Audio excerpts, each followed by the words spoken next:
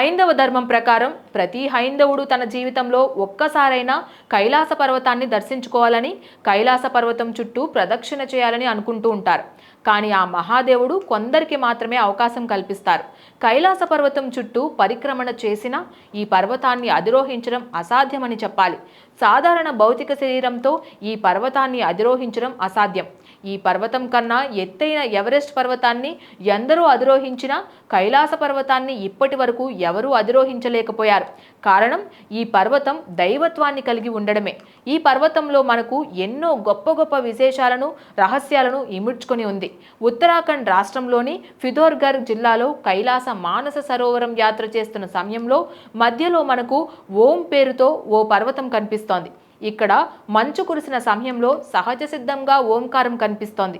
దీనిని ఎవరూ కూడా సృష్టించలేదు, ప్రకృతి సిద్ధంగా ఏర్పడిందే. ఈ పర్వతాన్ని సందర్శించాలనుకునేవారు దార్చుల నుంచి గంజికి వచ్చి అక్కడి నుంచి గంజి పర్వతాన్ని దర్శిస్తారు.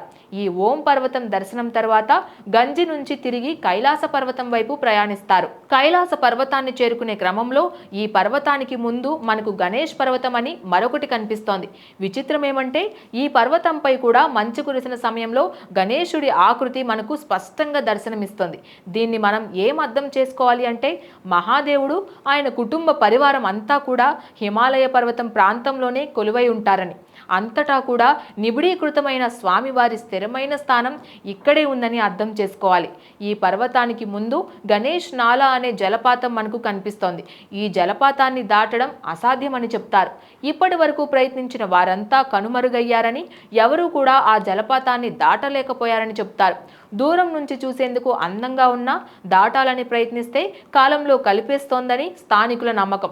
అందుకే ఈ జలపాతాన్ని మృత్యుపాతంగా చెబుతారు. దూరంగా ఉండి నమస్కారం చేసుకొని జూన్ జూలై నెలలో కనిపించే గణపతి మంచు ప్రతిమను దర్శించుకొని కైలాస పర్వతం వైపు కదిలి వెళ్తారు. గణపతి ప్రతిమ మంచు పర్వతంపై ఎలా వస్తుంది అంటే, దానికి ఎవరి వద్ద కూడా ఎటువంటి సమాధానం ఉండదు. దైవం చూపించే మహిమలను చూసి సంతోషించాలే తప్ప ప్రశ్నించకూడదు. ఈ యాత్రలో భాగంగా కైలాస పర్వతానికి సమీపంలో 14,000 అడుగుల ఎత్తులో వరి పంట పండుతూ కనిపిస్తోంది. అంత ఎత్తులో మరే మొక్కలు మనకు కనిపించవు. కేవలం వరి పంట మాత్రమే స్వయంగా దానంతట అదే పండుతోంది. ఈ వరి పంట పెద్ద రహస్యంగా మారిపోయింది. దీనికి స్థానికులు ఓ కథను చెబుతారు. పాండవులు వనవాసం సమయంలో ఈ ప్రాంతానికి వచ్చారని, ఇక్కడే భీముడు వరిని పండించారని అంటారు. అప్పటి నుంచి ప్రతి ఏడాది వరి పంట దానంతటదే పెరుగుతుందని స్థానికులు చెప్తున్నారు. ఈ వరి పంటను దాటుకొని ముందుకు వెళితే మనకు కుటి అనే గ్రామం కనిపిస్తోంది. కైలాస యాత్రలో ఈ కుటి గ్రామం చివరి మజిలి. పాండవుల తల్లి కుంతీదేవి పేరు మీదనే ఈ గ్రామానికి కుటి అనే పేరు వచ్చిందని అంటారు. నేటికి ఇక్కడ కుంతీదేవిని పూజిస్తారు. కుటి గ్రామం ముందు చుట్టూ కూడా నీళ్లతో కూడిన ఓ చిన్న ద్వీపం వంటి ప్రదేశం ఉంటుంది. ఇక్కడికి బయట నుంచి వచ్చే వ్యక్తులను ప్రవేశించనివ్వరు. ఈ ద్వీపం వంటి ప్రదేశంలో ఓ భవంతి మనకు కనిపిస్తోంది. ఇక్కడ పాండవులు చాలా కాలం పాటు నివసించారని, ఇక్కడి నుంచే పాండవ సోదరులు ద్రౌపది కైలాసానికి బయలుదేరి వెళ్లారని, తల్లి కుంతీదేవి గ్రామంలోనే ఉండిపోయిందని, ఇక్కడే తన దేహాన్ని త్యాగం చేసిందని స్థానికులు నమ్ముతారు. ఇది క్లుప్తంగా కైలాస యాత్రలో మనకు కనిపించే అద్భుతమైన రహస్యాలు. Please subscribe to the channel and download the Politicos app from the links in the description.